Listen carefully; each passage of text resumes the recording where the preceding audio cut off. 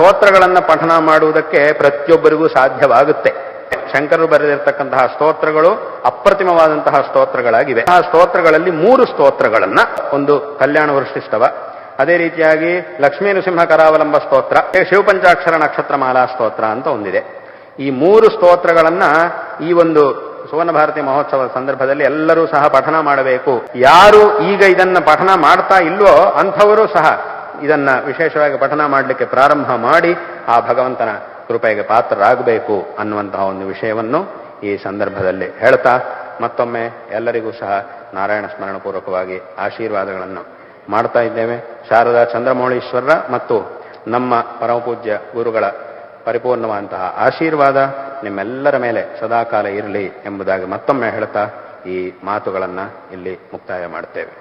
ಹರ ನಮಃ ಪಾರ್ವತೀಪತಯೇ, ಹರ ಹರ ಮಹಾದೇವ.